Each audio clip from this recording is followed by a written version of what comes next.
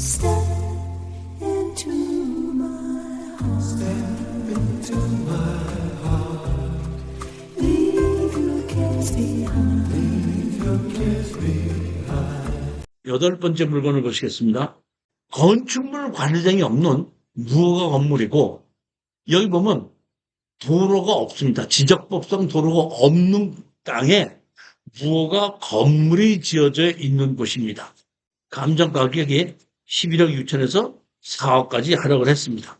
압류 채권자의 대출 당시 소유자 누구가 작성한 확인서 그렇게 되면은 여기 뭐라고 나와 있죠? 보면 미등기 건물 실제 소유자는 귀사의 근저를 시행 시 지상권을 어떤 권리도 주장하지 않겠다는 것을 채권자가 제출함으로써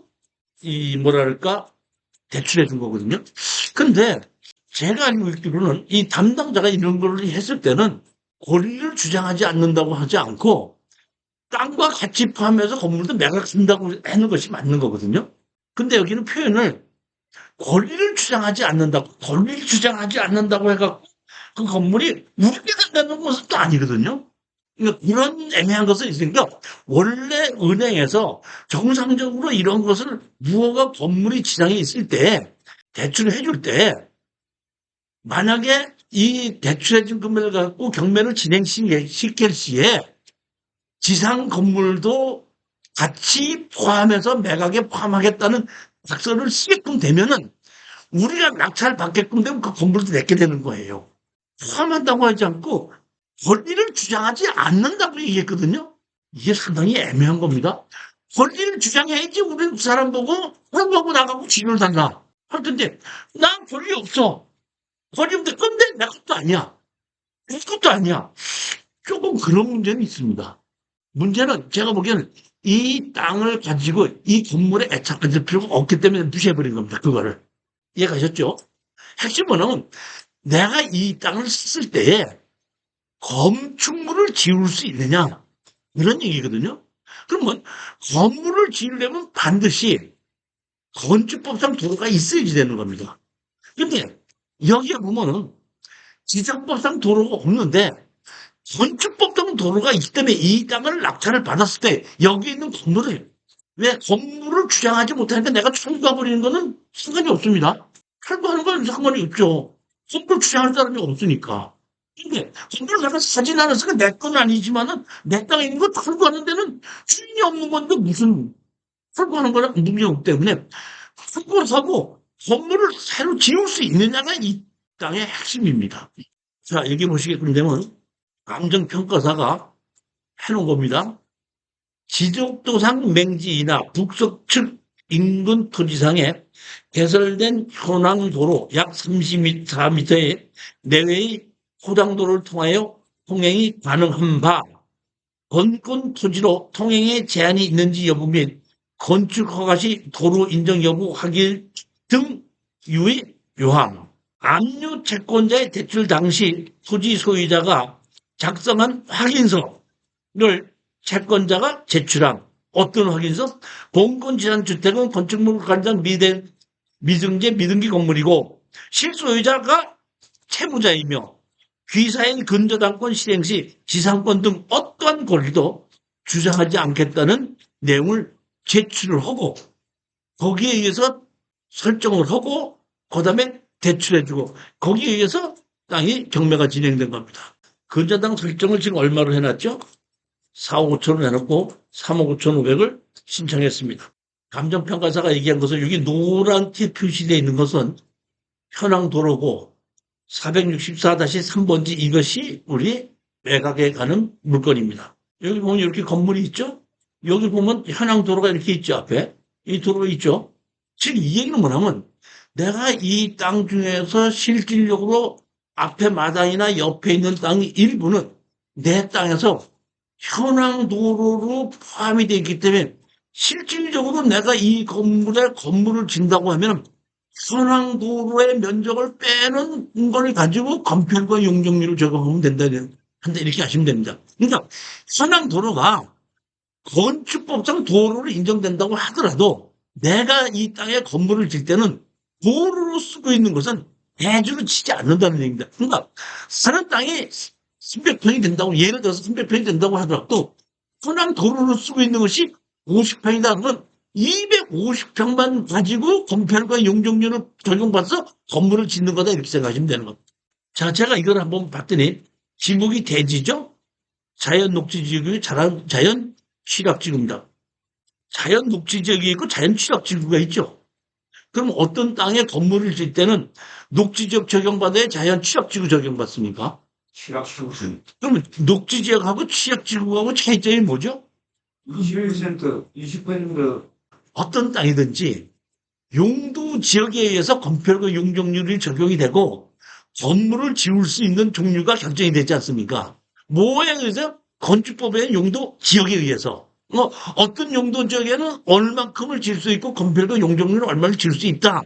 이렇게 정해져 있는데 용도 지역은 모두 다를 바꾸지 않고 일부만 일종 일반 주거적으로 같은 용도 지역인데 일부는 여기는 일종 일반 주거적 정도로 건물을 지어도 좋고 여기는 안 된다고 이렇게 하면 안 되겠다 했을 때 용도 지역을 바꾸지 않고 필요한 쪽에 자연 취락지구로 지정을 해놓으면 그 취락지구로 지정된 거는 일종 일반 주거지역의 건폐율과 용적률을 정하고 건축물 종류를 정할 수 있는 것이야. 이게 하지만 취락지구는 용도 지역을 변경하지 않고 일종 일반 주거지역의 건물을 지을 수 있는 땅이다 이렇게 생각하면 되는 겁니다. 그러니까 여기는 자연 녹지 지역이지만 실질적으로는 건축법에 의해서는 일종 일반 주거 지역의 법규 적용을 받는 땅이다 이렇게 생각하시면 됩니다.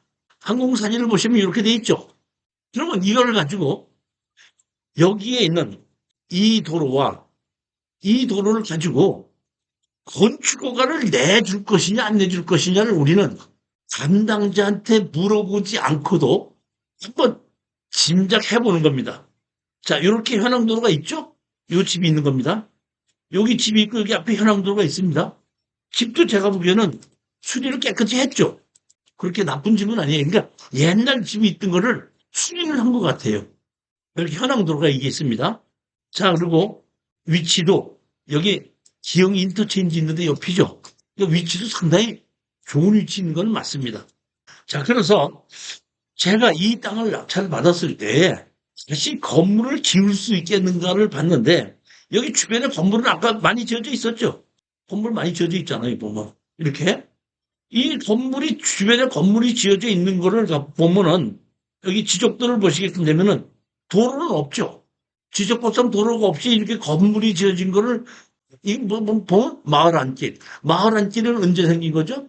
건축법이 1962년도에 만들어졌는데 1962년도 건축법상 도로가 만들어지기 전서부터 마을이 형성돼서 도로를 쓰고 있는 것. 개인이 쓰는 게 마을 여러 사람이 쓰고 있는 것. 이런 마을을 보고 뭐란다? 마을 안길이라고 한다. 나는 마을 안길이라고 내가 인정해야 돼? 김덕 공무원이 인정해야 돼.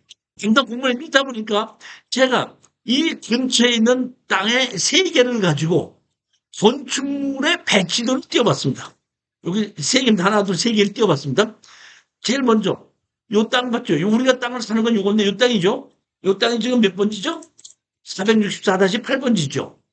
여기 보면 몇 번지죠? 464-8번지죠. 그러면 여기 건물이 이렇게 지어져 있죠. 땅도 이렇게 생겼죠. 그런데 이 건축허가 받을 때 이걸 뭐라고 해서 건축허가 받았죠? 이거 도로를 해서 건축허가 받는 거 아닙니까? 근데 지역별은 분명히 도로 없습니다. 근데 건축허가 시에는 우리 앞에 있는 이 땅을 건축허가 낼 때 우리 땅 옆에 있는 땅을 도로로 인정해서 건축허가 받았죠.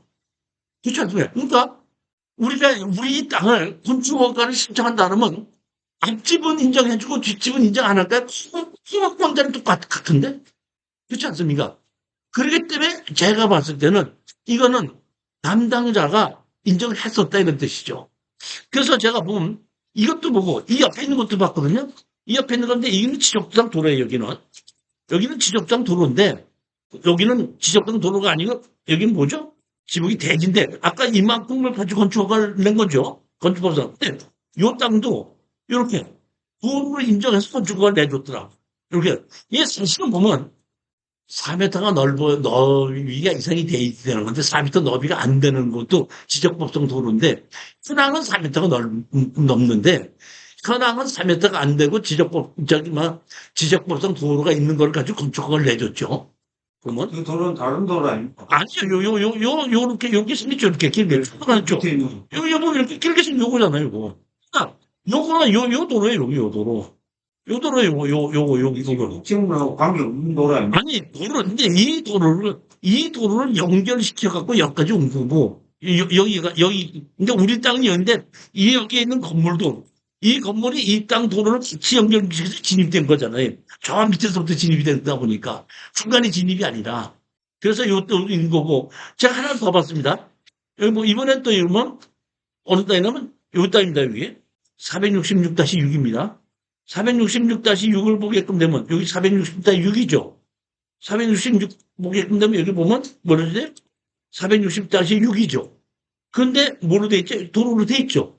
그러니까, 이렇게, 여기는 집 세 개가, 우리가 새로 낙찰받을 땅 주변을 놓고, 마을 안길로 다 담당자들이 인정해서 건축을 내줬다는 뜻이거든요. 그렇기 때문에, 제가 우리 땅을 이거를 낙찰을 받는다고 하더라도, 이 여기에 있는 현황 도로를 이게 쓰고 있죠, 이만큼. 이만큼은 건폐율과 용적률에서 제외되고, 나머지 현황 도로가 아닌 이 땅만 가지고, 제가 보기엔 이거 건축허가 받으려고 그러면 측량하라 그럴 것 같아요. 다시 말하면, 현황 도로를 쓰고 있지 않은 나머지 땅은 어디를 우리가 건축법상 대지로 인정해서, 여기는 현황 도로를 인정하고, 아까고 지적대에 표시가 돼가지고, 그리고 건폐율과 용적률을 적용해서 건축허가 날 것이다. 이렇게 생각하다 보니까 우리는 지적법상 도로가 없어서 11억짜리가 지금 4억까지 떨어졌으니까 우리가 한 몇십 평을 도로로 편입시킨다고 하더라도 수익은 건축허가만 받으면 충분하게 수익이 나는 거거든요. 여기서 아셔야 될 것이 있습니다. 어떤 땅에 건축허가를 받을 때는 건축물을 멸실시켜야지 건축허가를 내줘요. 건축물을 멸실시키지 않고 건축허가를 내주는 경우에는 현재 있는 건물 주인과 새로 검질 건물 주인이 같을 때는 멸실 신고를 하지 않아도 건축허가를 내줍니다. 그런데 현재 있는 건물과 새로 건축허가를 받는 사람이 다를 때는 반드시 멸실을 시켜야지 건축허가를 내주거든요. 건축물 관리자이 없는 무허가 건물이 있는데 무허가 건물을 가지고 멸실을 우리가 시키겠다는 조건하에 긴장 건축허가를 내주는지 담당자가 여기 무허가 건물이라도 있기 때문에 무허가 건물 다 철거해야지만이 내가 건축허가를 격추시켜줘 한다 했는지는 담당자의 주관이에요. 이번으로 하겠죠. 아니 그건 모르고 이제 보면은 입장을 하는 것은 우리는 건물 주인이 이렇게 있지 않습니까? 건물 주인은 땅 주인이니까 낙찰을 받고 건물 주인에게 적당한 너 어차피 건물 주상도 못하는 거 너 그 건물 나한테 다 100만 원, 200만 원에 팔아라. 해서 그 건물을 다시 또 사서 무허가 건물도 제가 팔고 사는 법을 가르쳐 드렸잖아요. 계약서 쓰고 실거래가 신고하게끔 되면 취득물세가 나오지 않습니까? 취득물세가 나오면 그때부터 그 건물이 내 거거든요. 그러면은 그 건물은 멸실하지 않고도 건축허가를 내줘요. 그러니까 이것은 유일하게 매도를 할 수 있는 방법은 건축허가를 받아야지 갖다 줘야지 공인중개사가 매도를 해주지. 내가 아무리 여기 봐라 옆에 것도 뭐 현황도로가 건축허가 내줬자 아무리 얘기해봐야 공인중개사는 그거는 안 됩니다. 하기 때문에 반드시 이거는 매도를 하기 위해서 내가 뭐를 받아야 돼? 건축허가를 딱 받아놓고 매도를 할 때 땅도 팔고 건축주 명의 변경해서 건축허가도 같이 넘겨주겠다 하고 중개사한테 얘기했을 때 중개사가 중개를 한다 이런 얘기입니다. 그러니까 이거는 낙찰을 받고 해야 될 일은 뭐예요? 건물을 내 이름으로 바꿔놓고 협상을 해서 그다음에 중개사에서 건축허가를 받고 그다음에 매도를 하는 것이 맞다는 겁니다. 자, 그다음에 하나만 더 보시겠습니다. 이게 이제 이런 것은 토지개발에서 강의하는 건데 이제 토지개발 강의를 안 하다 보니까 여기 잠깐 나오는데 건축법 45조 보시겠습니다. 도로의 지적 폐지 또는 변경해 갖고 이렇게 만들어 놓고 다음 작품의 어느 하나에 해당하면 이에 관계인을 돈을 받지 않냐고 건축위원회 심의를 거쳐 도로를 지정할 수 있다. 언제? 주민이 오랫동안 통행로를 이용하고 있는 사실상의 통로로서 해당 지방자치단체 조례로 정한 경우. 그러니까 주민이 오랫동안 이용하고 있고 해당 지방자치단체 조례를 정한 경우에는 또다시 현황도로 땅 주인의 사용수납을 받지 않고도 건축허가를 내준다고 돼 있는데 용인시 건축조례 보시게 되면은 자 보십시오. 이해관계인의 동의를 받지 않으려고 위원회의 심의를 거쳐 도로를 지정할 수 있다. 언제? 주민이 사용하고 있는 통로를 신축허가, 건축허가 받은 경우. 우리가 아까 옆에 보면은 건축허가 받은 경우 있죠. 두 번째, 국가나 지방자치단체가 사실상 도로에 대하여 확장, 도로 포장, 상하수도 설치 등 도로의 개축 또는 유지 보수 공사를 시행하여 공동의 통행로로 사용하고 있는 경우. 여러분이 만약에 여기 이거를 관심을 가지고 이거를 입찰하러 한번 가보신다 그러면 제일 먼저 이 동네 가셔서 이 앞에 있는 배수로, 수도 이런 것이 지나가 있는지, 가스 같은 것이 지나가 있는지, 배수로는 누가 만들었는지, 여기에 포장은 누가 했는지 이런 것만 우리가 알아보게끔 돼서 배수로 저기 포장 어디가 했고 용인시에서 기흥구에서 이거 배수로 만들었다 그러면 건축허가 받는데 아무 문제가 없고 그것이 확인이 됐기 때문에 조그맣게처럼 그 앞에 집 3개가 건축허가 났다고 본다 이런 뜻입니다.